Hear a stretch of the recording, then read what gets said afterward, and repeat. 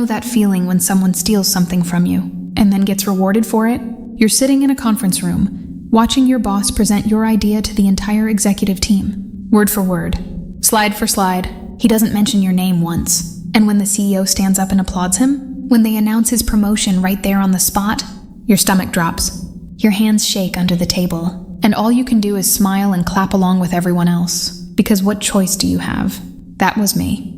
6 months ago, watching everything I'd worked for get handed to someone else on a silver platter. But here's the thing about revenge. The best kind? It's the kind they never see coming. And by the time he realized what I'd done, it was already too late. If you've ever felt invisible at work, if you've ever watched someone else take credit for your blood, sweat, and tears, then you're gonna want to hear this one. Hit that like button, subscribe if you haven't already, and buckle up. Because this is the story of how I took down the golden boy of our company, one calculated move at a time. Let me take you back to where it all started.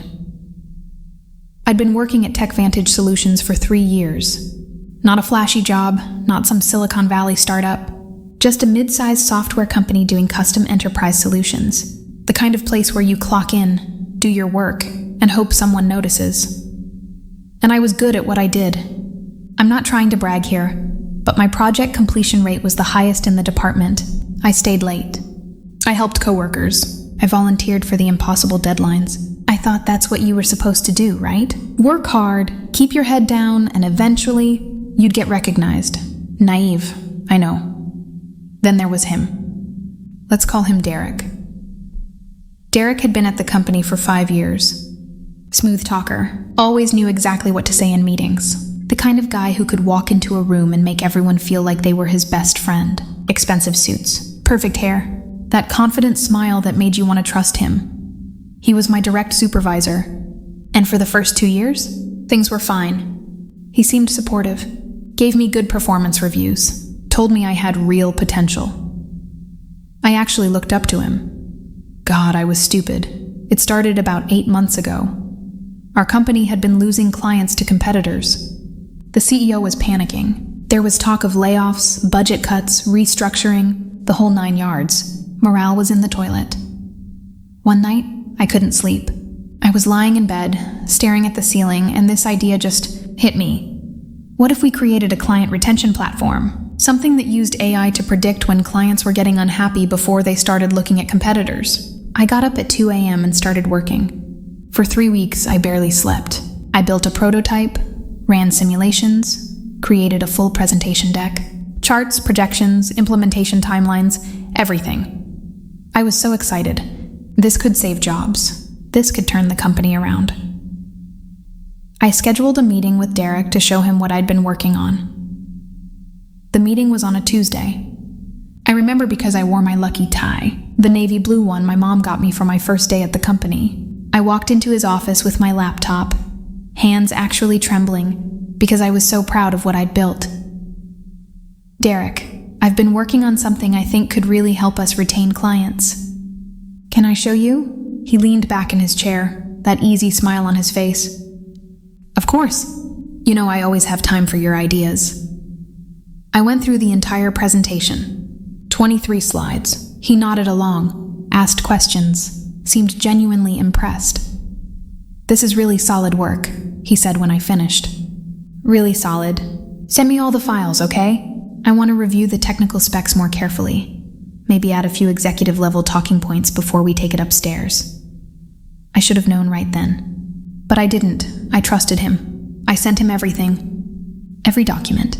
Every line of code. Every calculation. 3 days later, I got an email. Company-wide. Mandatory all-hands meeting, Friday 2 p.m. That Friday, the entire company packed into the main conference room. Standing room only. The CEO was there, all the VPs, everyone. And there was Derek, standing at the front of the room with a laptop connected to the projector. My stomach did a weird flip. Something felt off. The CEO stood up. Everyone, I want to thank Derek for working around the clock on a solution to our client retention problem. Derek, the floor is yours. Derek smiled. That same confident smile.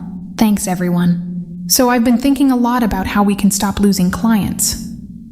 And then he started presenting. My presentation. My slides. My data. My prototype. Word for word. I sat there in the back row, and I swear to God, I thought I was going to throw up. My hands went cold. My ears started ringing. I looked around to see if anyone else was noticing. But everyone was focused on Derek, nodding along, taking notes. He didn't say my name. Not once. When he finished, the room erupted in applause. The CEO stood up, shook his hand, and then... Derek, this is exactly the kind of innovative thinking we need right now. I'm promoting you to Senior Director of Product Strategy, effective immediately. Congratulations. More applause.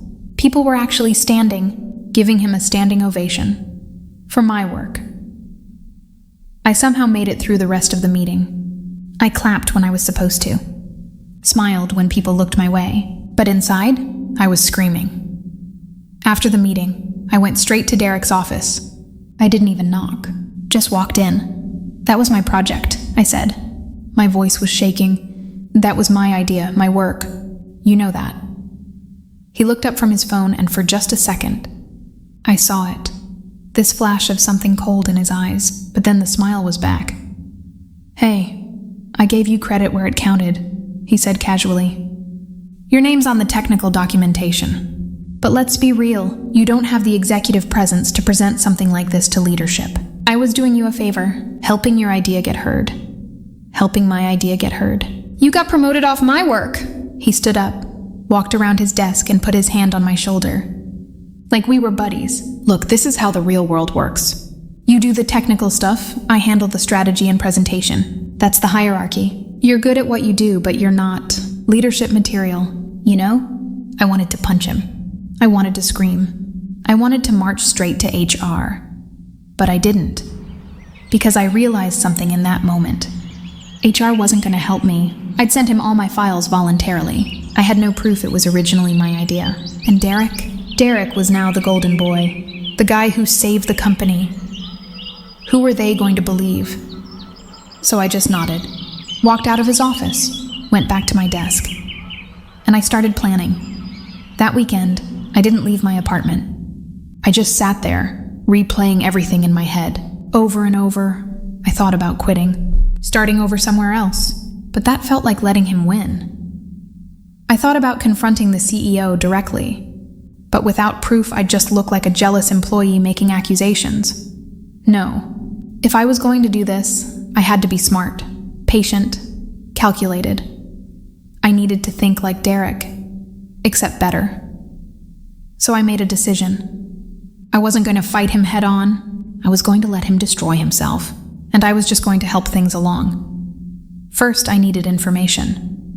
Derek's new promotion gave him access to bigger projects, bigger budgets, bigger decisions, which meant bigger opportunities to mess up. I started paying attention. Really paying attention. I noticed he was always in a rush, always taking shortcuts. Always delegating the hard work to junior team members while he took credit in meetings. His whole career was built on smoke and mirrors. So I started documenting everything. Every email where he took credit for someone else's work. Every meeting where he exaggerated results. Every project where he cut corners and hoped no one would notice. I created a private folder on my personal laptop. Screenshots. Forwarded emails, to my personal account, of course. Meeting notes, timestamps, everything. But I didn't do anything with it. Not yet.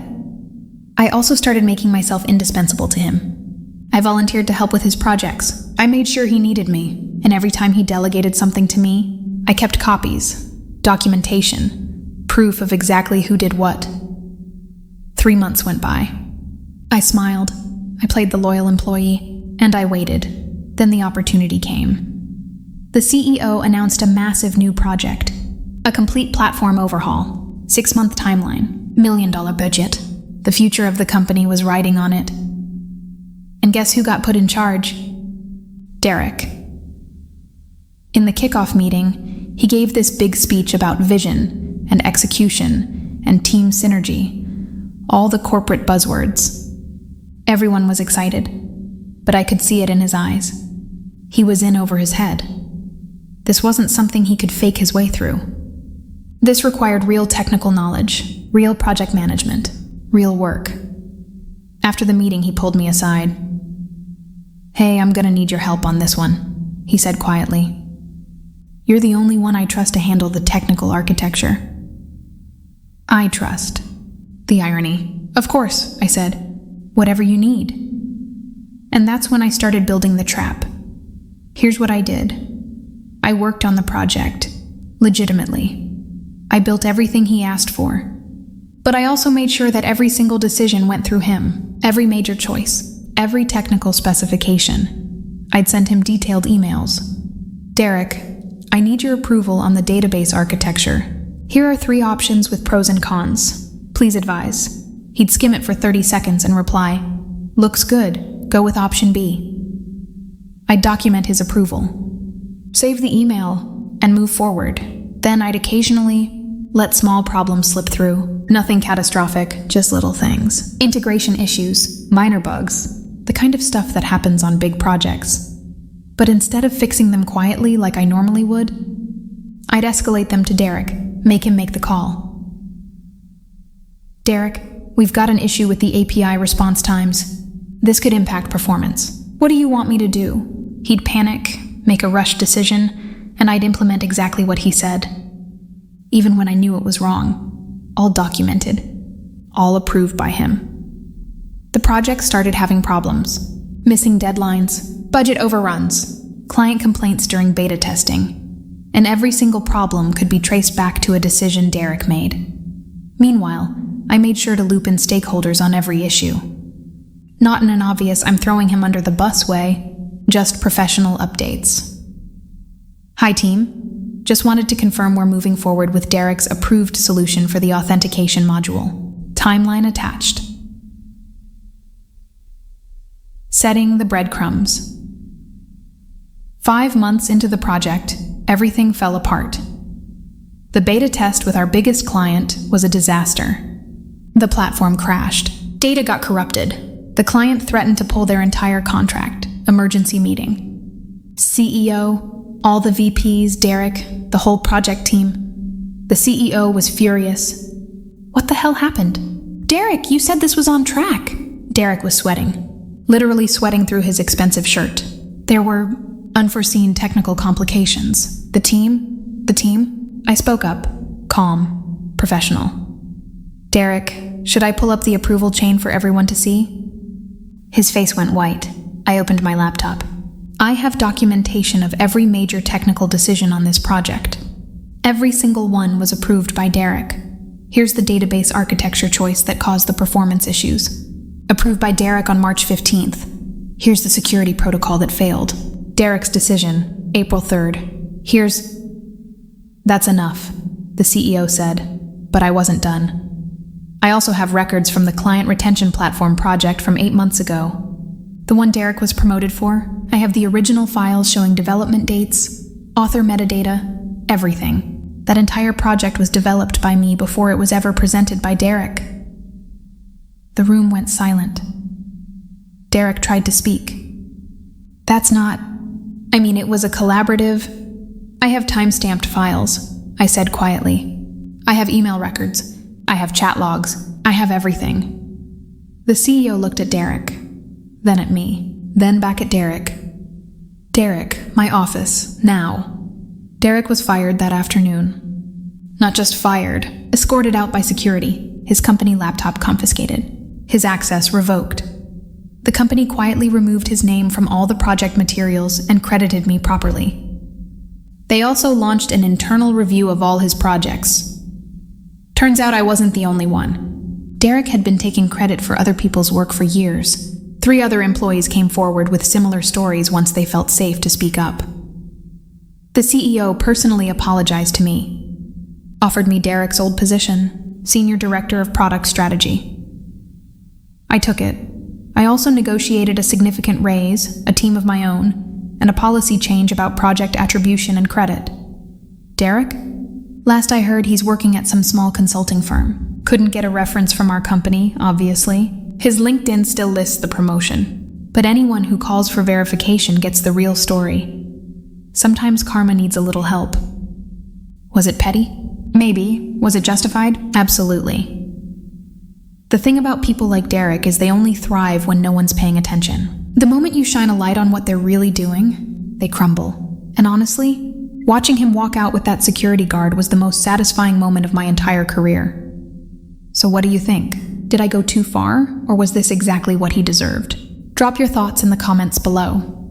I read every single one. And if this story scratched that justice itch for you, smash that like button, subscribe for more revenge stories that'll make you cheer, and hit the notification bell so you never miss when karma finally catches up. Until next time. Stay calculated, stay patient, and never, ever let them see it coming.